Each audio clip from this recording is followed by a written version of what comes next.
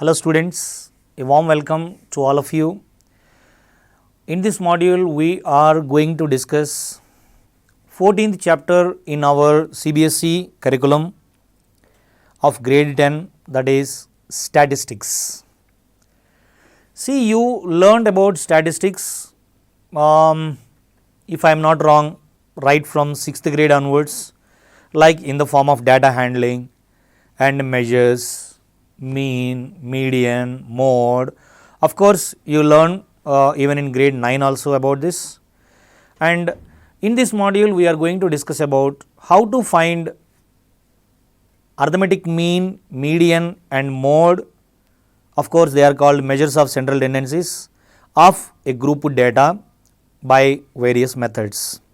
And before that, we will have a quick recap about what are all we learnt in the concept called statistics. What do you mean by statistics basically? And what is the use of this concept statistics? Of course, everybody is aware that statistics is very much important and useful branch of mathematics used in several fields. In every single field, statistics will be there. So, what do you mean by statistics? Statistics means collection and classification of data. So, how effectively you can classify the data, how effectively you can utilize the data, so that way you can give much more information regarding that. Okay.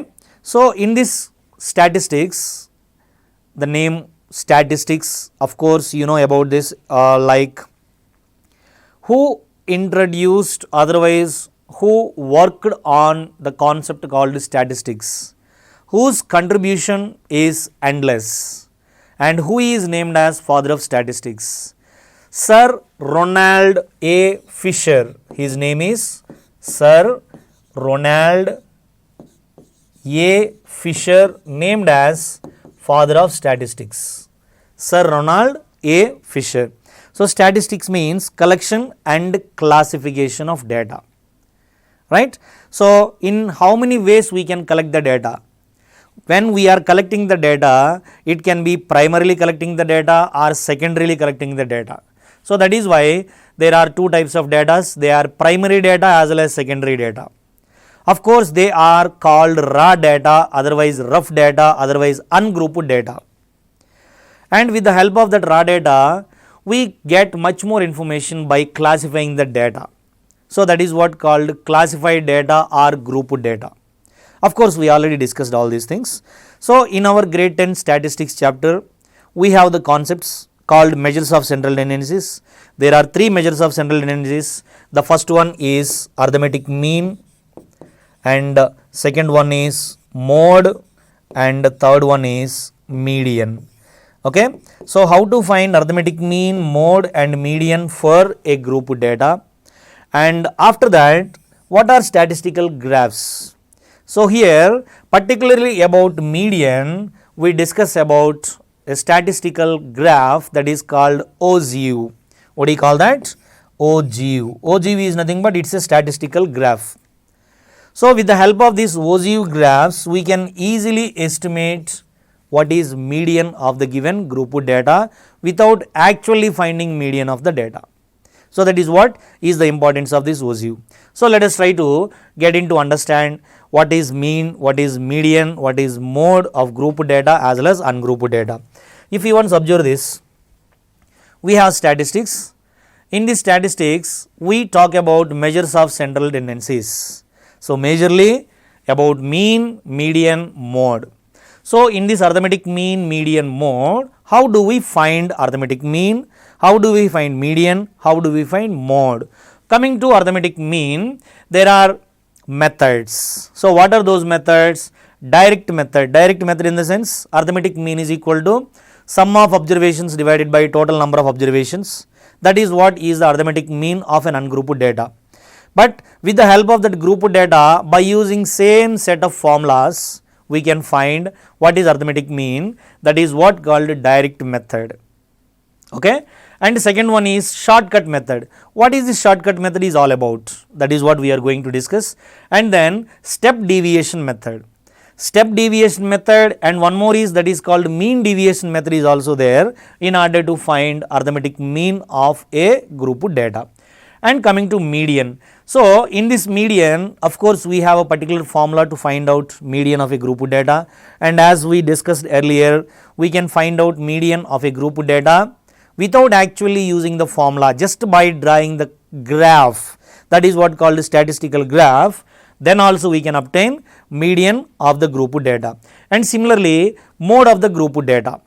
We know about what do you mean by mode of a group data, otherwise mode of an ungrouped data when you call it as. Mode of an ungrouped data means whatever the observation or observations occur more frequently. So, that observation or observations are said to be mode. So, for the given data, mode may or may not exist. For example, if I take the numbers, set of all natural numbers from 1 to 100, what is mode of the data? From 1 to 100 natural numbers, there is no number repeated. So, that is why for that particular data, there is no mode. For example, if I give you the data that 1, 1, 2, 3, 4, 5, 6, 7, 8. What is mode of the data? 1 repeated twice. That is why 1 is said to be mode of the data. So, and suppose my data is 1, 1, 2, 2, 3, 4, 5, 6, 7. Then for this particular data, 1 repeated twice as well as 2 also repeated twice. So, what does it mean? It means there are two numbers repeated same number of times. So, it means 1, 2 both are said to be modes of the data. So, by this discussion we can understand one thing, that for the given data, mode may or may not exist. If mode exists, it may or may not be unique. It means the data may have one mode or two modes or three modes or many number of modes as per the given data, right. And suppose if a data consists of only one mode, then that data is said to be unimodal data. If a data consists of one mode or a single mode, then it is said to be unimodal data. Suppose if a data has two modes, then it is said to be bimodal data. Understand? And there is a particular method in order to find mode of the data also. So, this is what is about the flow chart that we are going to discuss in the concept called statistics. And if you observe here, arithmetic mean, we already discussed about this in grade 9 about ungrouped data. See, ungrouped data, otherwise raw data. So, for a raw data, what do you mean by mean, what do you mean by median, and what do you mean by mode? For a raw data, otherwise ungrouped data, arithmetic mean is equal to sum of all the observations divided by total number of observations. We can indicate that by sigma xi divided by n, and more particularly, what is the indication for the arithmetic mean? Indication for the arithmetic mean is x bar. Please do remember that. That is what sum of observations by number of observations. And just now we discussed about the direct method. Have you remembered? Yes, direct method means this is by using this formula, sigma fi xi divided by sigma fi. That is what is the formula for arithmetic mean by direct method. What is this xi stands for here? Xi is equal to what? So, here xi is said to be mid value of the class interval, otherwise class mark. Mid value of the class interval, otherwise class mark is indicated by xi. Suppose when you are finding x1, what do you mean by x1? Mid value of the first class. Mid value means what? Lower limit plus upper limit divided by 2 is the mid value. So, mid value means average of the limits of a particular class is said to be mid value of the class interval, otherwise class mark, indicated by xi. Of course, fi is nothing but frequency of that particular class interval, that is ith class interval. It might be first class interval or second or third, whatever it is. So, this is the formula. And see here, shortcut or assumed mean method. See, assumed mean method in the sense, I am going to explain you by taking an example. So, then you will get to know clearly. X bar is equal to a plus sigma fi di by sigma fi. Di is called deviation. You see here, di is equal to xi minus a. That is what called deviation. Okay. And step deviation method. See, most probably we use this step deviation method in order to find arithmetic mean of the class arithmetic mean of the given particular frequency distribution. See, you need to understand one thing here. Assumed mean method and step deviation method, both are absolutely similar to each other, but in which cases particularly we use assumed mean method and in which cases we particularly use step deviation method. Step deviation method can be used in any condition. Step deviation method can be used in any condition, but assumed mean method can be used. Assumed mean method can be used in any condition, but particularly assumed mean method can be effectively used when the class interval is not same. When the class interval is not same. So, when the class interval is not same, then you can use assumed mean method. When the class interval is not same, better avoid using step deviation method because it will not give effective results. When class interval is not same for all the classes. Hope you understand. I repeat once again. When the class interval is not same for all the class intervals, then better use assumed mean method for better results. But if you use step deviation method when the class intervals are not same, then you may not get effective results. That is what is the difference between assumed mean method as well as step deviation method. Okay. So, most probably you will be asked to find out arithmetic mean of a grouped frequency distribution, then you better try to use step deviation method. What do you call that? Step deviation method instead of using assumed mean method. Sometimes you will be asked in problem also that find out the arithmetic mean of the following frequency distribution by assumed mean method or by step deviation method. So, then when you are asked particularly, then definitely you will have to use the prescribed method and whatever the method suggested in your problem. Okay, fine. So, moving on to median. What do you mean by median of a frequency distribution? And before that, have you remembered what is the median of a raw data? In order to find median of a raw data, the very first thing that you need to do is you will have to arrange the given observations in a particular order of magnitude, either ascending order of magnitude or descending order of magnitude. After arranging them, coming to the second step, identify what is or what are the middlemost numbers.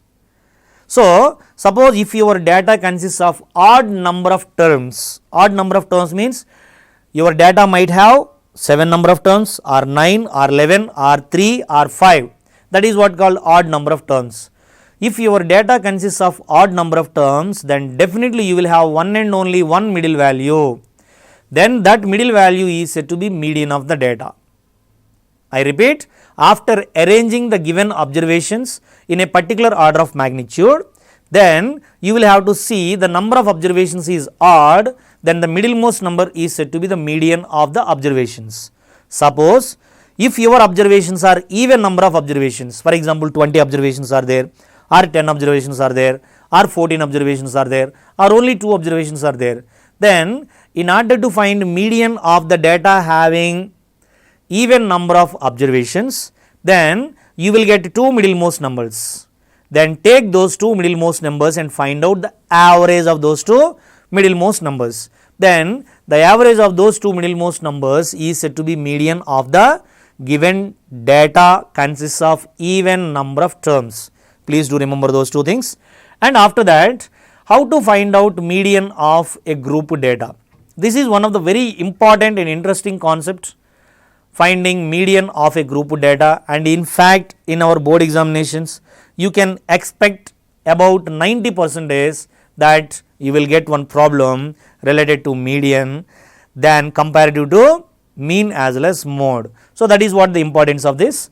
For group data, median is equal to L plus n by 2 minus Cf divided by f into h. You will have to remember all these formulas. In this chapter, we have only 3 formulas for measures of central tendencies. One is for arithmetic mean, one is for median, one is for mode. And you have totally 4 exercises. First exercise is median and first exercise is mean, second exercise is mode, third exercise is median and fourth exercise is graphs. You understand? Right. So, moving on to Mode. What do you mean by mode of a frequency distribution? See here, mode of a frequency distribution is L plus F1 minus F0 divided by 2F1 minus F0 minus F2. But here you need to understand one thing, that what is that F1, F0, F2? What is F1, F0, F2? See here, 2F1 minus F0 minus F2.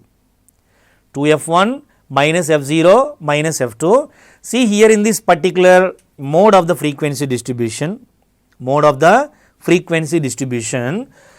class intervals will be given as well as the corresponding frequencies also given. Class intervals and corresponding frequencies.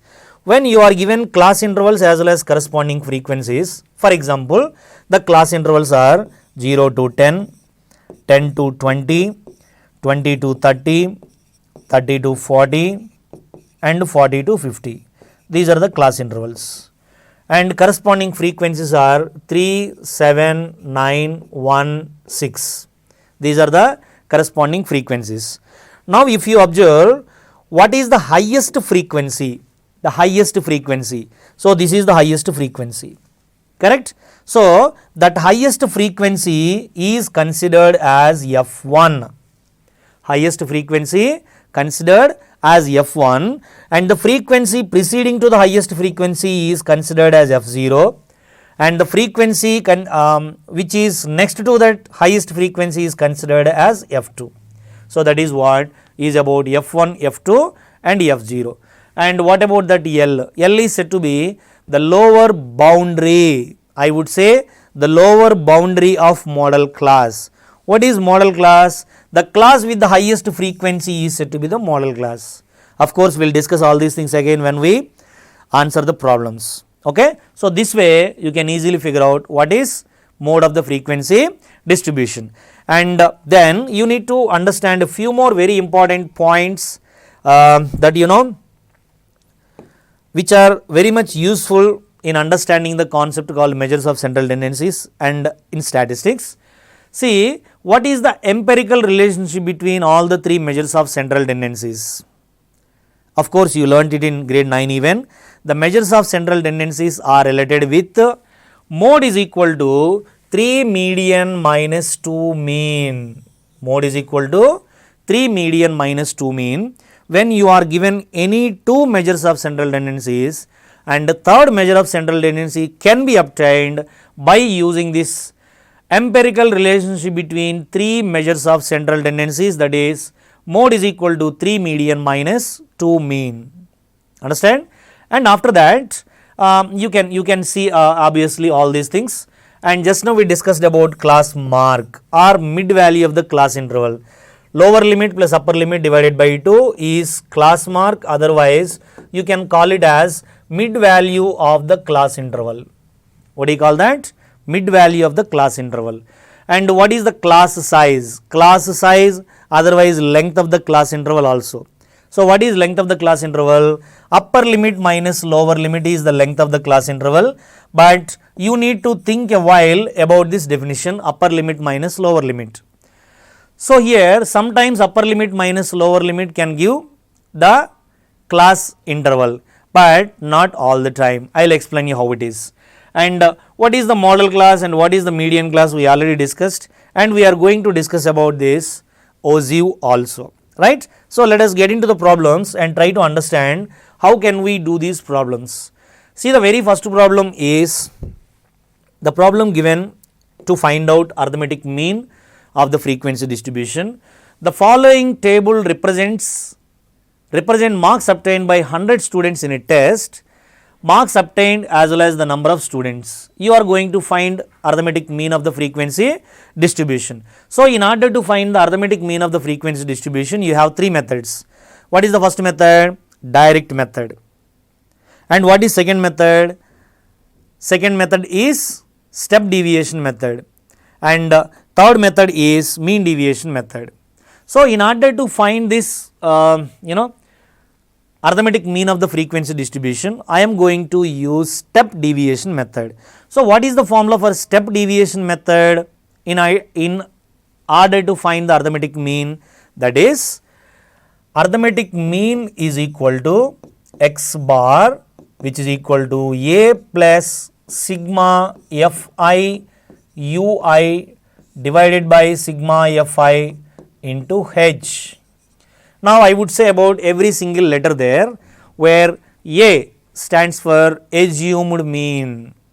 So the previous method is also there, that is assumed mean method, but I am not using that. But A stands for assumed mean, or else you can call it as assumed mid value among all the mid values. A can be called as assumed mean, otherwise assumed mid value among all the mid values. You understand? Assumed mean, that is. And Ui is equal to xi minus A divided by H. Of course, you can call xi minus A as the deviation. So here Ui is equal to xi minus A by H, I will write here. A is assumed mid value or assumed mean.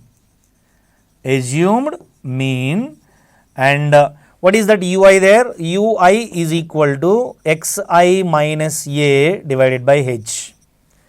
And the value of H is equal to class size, and sigma Fi is going to be sum of all the frequencies. First of all, in order to find the arithmetic mean of the data, first of all, what are the logical sequence of steps that I am going to follow? So the logical sequence of steps are here. First, I would write the given information vertically. I am going to prepare a table with these two columns as vertical columns. So first one, marks obtained, that I am taking it as class interval, and number of students, that I am taking it as Fi. Okay. So what are class intervals here?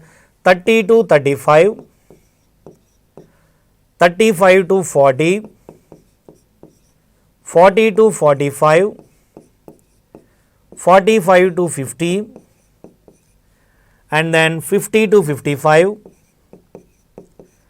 55 to 60, and then 60 to 65. This is the last class interval according to the problem. And what are the corresponding frequencies? The corresponding frequencies are here 14, 16, 28, 23, 18, 8 as well as 3. Okay. So the very first thing that you need to find here is sum of all the frequencies. These are the frequencies, right? You will have to find sum of all the frequencies indicated by sigma Fi. Sigma is the indication for summation. Fi means what? F1 plus F2 plus F3 and so on up to whatever the number of frequencies, number of class intervals, corresponding frequencies are there. So sigma Fi, obviously you don't have to add. If you see the problem, 100 students are there, it means sigma Fi is going to be 100. Okay. And now the real task begin.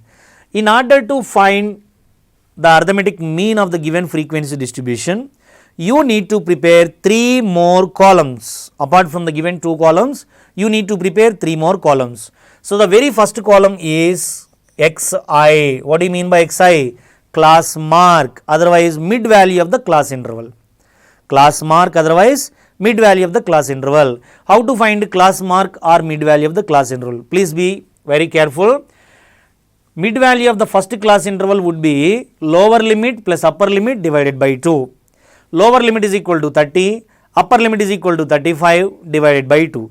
30 plus 35 is equal to how much? 65 divided by 2. What is 65 divided by 2? 32.5. So 32.5 would be the mid value of the first class interval. Of course, you can easily identify what can be the middle value from 30 to 35. So 30 to 35, it would be 31, 32, 33, 34, 35. So 33 is there. So in this 33, what is the middle number? 32.5. So 32.5. Similarly, you can find out the middle values of every single class interval, but you be very careful. It is not required to find the mid value for every class interval just by adding lower limit and upper limit divided by 2. It's not required. You know why? If the class intervals are maintaining the uniform class size, 30 to 35, 35 to 40, 40 to 45, 45 to 50, 50 to 55, 55 to 60, 60 to 65. Everywhere the class size is same, that class size is 5. So what I am supposed to do? I am going to add that 5 to this first mid value to get the next mid value. You understand?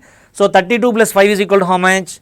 37.5. Let us check whether 37.5 is the mid value of this class interval or not.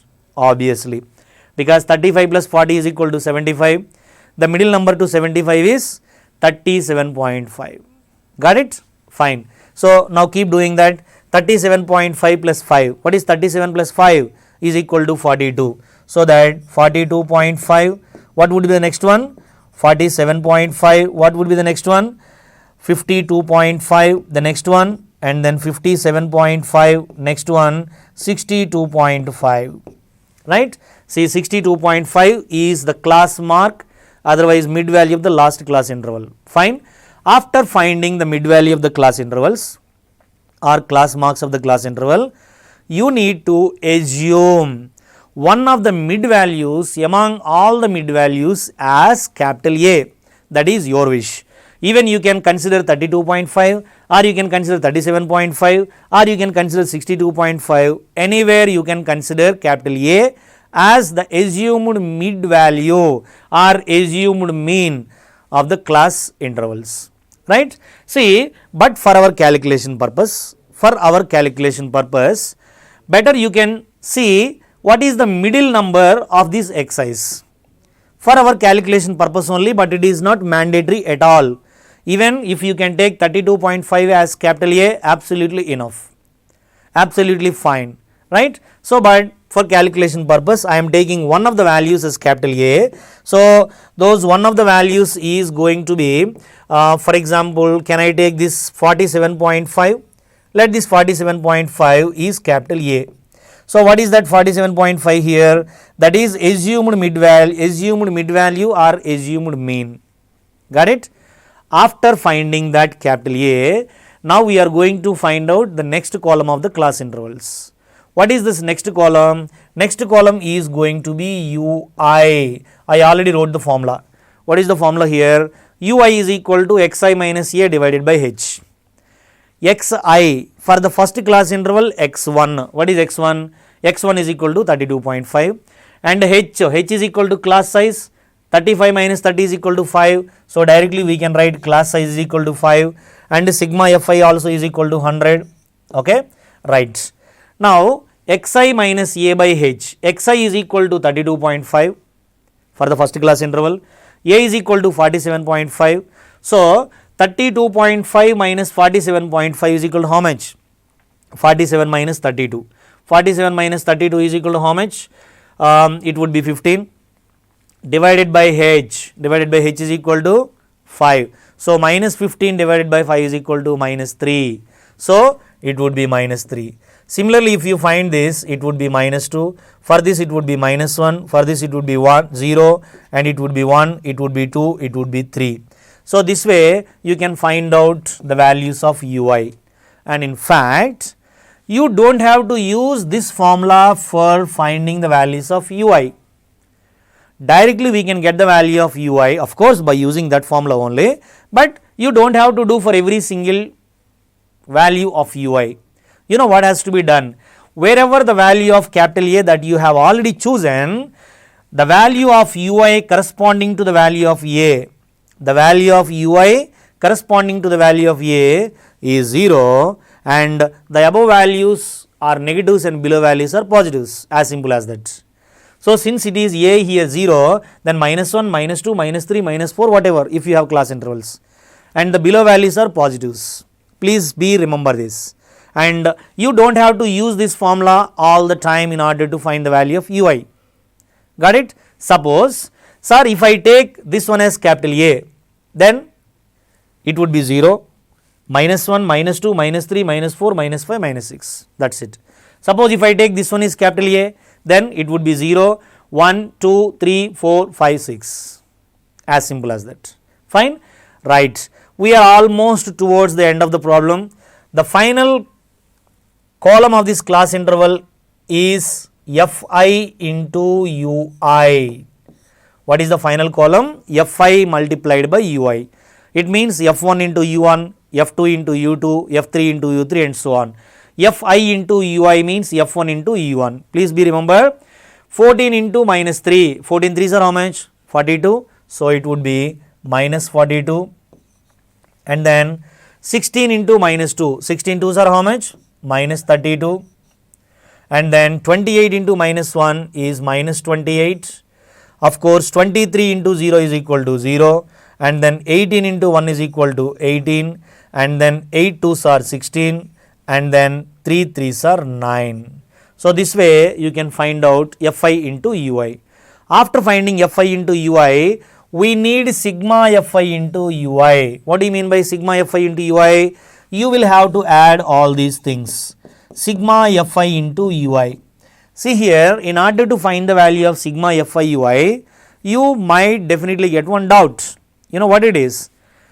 Sir, you said capital A can be taken anywhere. Suppose if I take capital A over here, then I get all these numbers are negative numbers. When all the negative numbers are multiplied by these positive numbers, I will get all negative numbers. When I add all negative numbers, I will get sigma Fi Ui is equal to negative. Then, is there any problem with this negative sign? Absolutely there is no problem. You are not finding the mean, you are finding just the value of Fi into Ui. That is not the final value of arithmetic mean. You understand? So, the value of sigma Fi Ui can be positive, or can be negative, or can be 0 also. You understand? So, please remember that thing in mind. Now, going to find sigma Fi Ui. For that, first I will go with all positive numbers and all negative numbers. See, these are all negative numbers and these are all positive numbers. So, coming to first I am going to add all these things. So, 8 plus 2, otherwise 40 plus 30 is equal to 70, 70 plus 20 is equal to 90, 90 plus 10, 100, 102. So, this is negative 102, right. I count once again. This is 40 plus 30 equal to 70, 70 plus 20 is equal to 90, 90 plus 10 equal to 100 and 2 is equal to 102. And coming to this negative, positive numbers, 10 plus 10 equal to 20, 6 plus 9 is equal to 15. So, that 20 plus 15 equal to 35, 35 plus 8 is equal to 43. So, this is positive 43.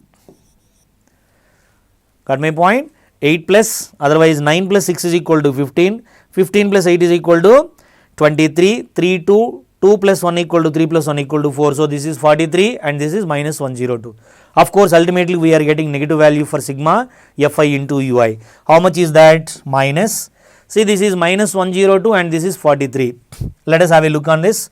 What is 102 minus 43? Let us have a look on this. For example, this is 10 or this is 12. So, 12 minus 3 is equal to 9 and now you have only 9. So, 9 minus 4 is equal to 5, correct. So, minus 59 is the value of sigma Fi into Ui, right. So, 9 plus 3 is equal to 12, 2, 1. So, 5 plus 5 is equal to 10. Fine. After finding the values of sigma Fi Ui, now I am going to substitute everything in this formula. For that, I would write H is equal to 5 and sigma Fi is equal to 100 and assumed mean. What is the assumed mean here? Assumed mean is going to be 47.5. So, I would write here 47.5. So, when I substitute everything in the formula, then what do I get here? So, I am going to get the value of x bar is equal to A 47.5, 47.5 plus sigma Fi Ui is minus 59. So, minus 59 divided by sigma Fi. What is sigma Fi? Is 100 into H. H is going to be, of course, that is also there, into 5. So, now my value is going to be 47.5 minus, when I multiply 59 with 5, 5 9s are 45, 5, 4, 5 5s 25 plus 4 is equal to 29 and divided by 100 is there. So, it means 2.95. So, 47.5 divided by, 47.5 minus 295 by 100 is equal to 2.95. 2.95. What is the value for this? The value is going to be, I am going to simplify here, 47.50 and 2.95. So, finally, 10 minus 5 is equal to 5. Now this is 4. So 14 minus 9 is also equal to 5. 5, 1. So now this is 6. 6 minus 2 is equal to 4. So 44.55. This is 44.55 is the arithmetic mean of the frequency distribution. So this way we can find arithmetic mean by using our assumed mean method or step deviation method. Still here we use assumed mean method only, because xi minus a is equal to di we already discussed, but the method that we used here is step deviation method. So by using step deviation method, it is easier for us to find the arithmetic mean of the given frequency distribution. Hope you understand and enjoyed. Thank you.